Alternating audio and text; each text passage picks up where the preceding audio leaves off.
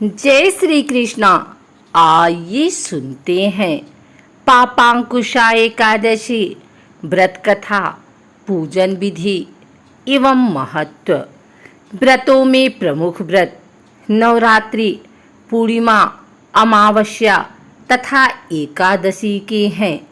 उसमें भी सबसे बड़ा व्रत एकादशी का माना जाता है। चंद्रमा की स्थिति के कारण व्यक्ति की मानसिक और शारीरिक स्थिति खराब और अच्छी होती है। ऐसी दशा में एकादशी व्रत से चंद्रमा के हर खराब प्रभाव को रोका जा सकता है। यहाँ तक कि ग्रहों के असर को भी काफ़ी हद तक कम किया जा सकता है, क्योंकि एकादशी व्रत का सीधा प्रभाव मन और शरीर दोनों पर पड़ता है। इसके अलावा एकादशी के व्रत से अशुभ संस्कारों को भी नष्ट किया जा सकता है। पापांकुशा एकादशी अश्विन मास के शुक्ल पक्ष की एकादशी को कहते हैं। इस एकादशी का महत्व स्वयं भगवान श्री कृष्ण ने धर्मराज युधिष्ठिर को बताया था। इस एकादशी पर भगवान पद्म नाम की पूजा की जाती है। पाप रूपी हाथी को इस व्रत के पुण्य रूपी अंकुश से बेधने के कारण ही इसका नाम पापांकुशा एकादशी हुआ। इस दिन मौन रहकर भगवद स्मरण तथा भोजन का विधान है। इस प्रकार भगवान की आराधना करने से मन शुद्ध होता है तथा व्यक्ति में सद्गुणों का समावेश होता है। वैसे तो हर एकादशी अपने आप में महत्वपूर्ण है, परंतु पापांकुशा एकादशी स्वयं के साथ साथ दूसरों को भी लाभ पहुंचाती है। इस एकादशी पर भगवान विष्णु के पद्म नाम स्वरूप की उपासना होती है। पापांकुशा एकादशी के व्रत से मन शुद्ध होता है, व्यक्ति के पापों का प्रायश्चित होता है, साथ ही माता पिता और मित्र की पीढ़ियों को भी मुक्ति मिलती है। पापांकुशा एकादशी पर भगवान पद्म नाम की पूजा करें। पूजन विधि: आज प्रातःकाल या सायंकाल श्री हरि के पद्म नाम स्वरूप का पूजन करें। मस्तक पर सफेद चंदन या गोपी चंदन लगाकर पूजन करें। इनको पंचामृत, पुष्प और ऋतु फल अर्पित करें। चाहे तो एक बेला उपवास रखकर एक बेला पूर्ण सात्विक आहार ग्रहण करें। शाम को आहार ग्रहण करने के पहले उपासना और आरती जरूर करें। आज के दिन ऋतु फल और अन्न का दान करना भी विशेष शुभ होता है। पापांकुशा एकादशी पर इन बातों का ध्यान रखें। अगर उपवास रखें तो बहुत उत्तम होगा, नहीं तो एक बेला सात्विक भोजन ग्रहण करें। एकादशी के दिन चावल और भारी खाद्य का सेवन न करें। रात्रि के समय पूजा उपासना का विशेष महत्व होता है। क्रोध न करें, कम बोलें और आचरण पर नियंत्रण रखें। आइए सुनते हैं पापांकुशा एकादशी की व्रत कथा। प्राचीन समय में विंध्य पर्वत पर क्रोधन नामक एक बहेलिया रहता था। वह बड़ा क्रूर था। उसका सारा जीवन पाप कर्मों में बीता।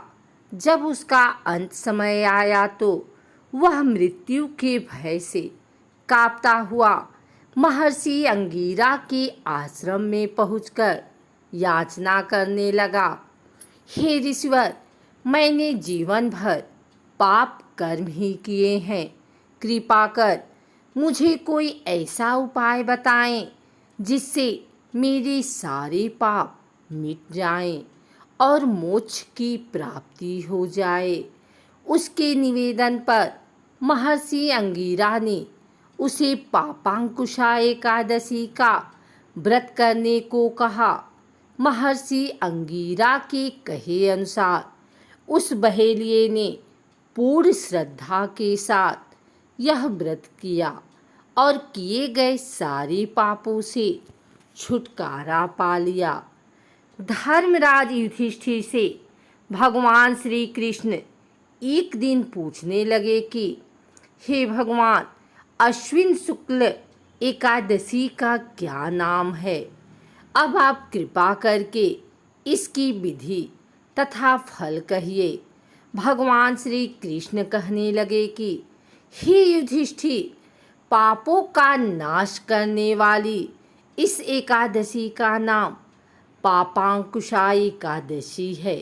हे राजन, इस दिन मनुष्य को विधि पूर्वक भगवान विष्णु जी की पूजा करनी चाहिए। यह एकादशी मनुष्य को मनवांछित फल देकर स्वर्ग को प्राप्त कराने वाली है। मनुष्य को बहुत दिनों तक कठोर तपस्या से जो फल मिलता है, वह फल भगवान विष्णु को नमस्कार करने से प्राप्त हो जाता है। जो मनुष्य अज्ञानवश अनेक पाप करते हैं परंतु हरि को नमस्कार करते हैं, वे नरक में नहीं जाते। विष्णु के नाम के कीर्तन मात्र से संसार के सब तीर्थों के पुण्य का फल मिल जाता है। जो मनुष्य भगवान विष्णु की शरण में जाते हैं, उन्हें कभी भी यम यातना भोगनी नहीं पड़ती।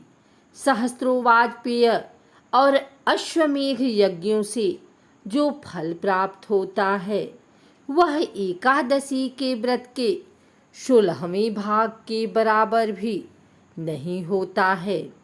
संसार में एकादशी के बराबर कोई पुण्य नहीं है। इसके बराबर पवित्र तीनों लोकों में कुछ भी नहीं। इस एकादशी के बराबर कोई व्रत नहीं। जब तक मनुष्य विष्णु जी की एकादशी का व्रत नहीं करते हैं, तब तक उनकी देह में पाप वास करते हैं। हे नृपोत्तम, बाल्यावस्था, युवावस्था और वृद्धावस्था में इस व्रत को करने से पापी मनुष्य भी दुर्गति को प्राप्त न होकर सद्गति को प्राप्त होता है। अश्विन मास की शुक्ल पक्ष की इस पापांकुशा एकादशी का व्रत जो मनुष्य करते हैं, वे अंत में हरिलोक को प्राप्त होते हैं तथा समस्त पापों से मुक्त हो जाते हैं। सोना, तिल, भूमि, गौ, अन्न, जल, छतरी तथा जूती दान करने से मनुष्य यमराज को नहीं देखता। जो मनुष्य किसी प्रकार के पुण्य कर्म किए बिना जीवन के दिन व्यतीत करता है, वह लोहार की भट्टी की तरह सांस लेता हुआ निर्जीव के समान ही है। निर्धन मनुष्यों को भी अपनी शक्ति के अनुसार दान करना चाहिए तथा धन वालों को सरोवर, बाग, मकान आदि बनवाकर दान करना चाहिए। ऐसे मनुष्यों को यम का द्वार नहीं देखना पड़ता तथा संसार में दीर्घायु होकर धनाढ्य, समृद्ध और रोग रहित रहते हैं।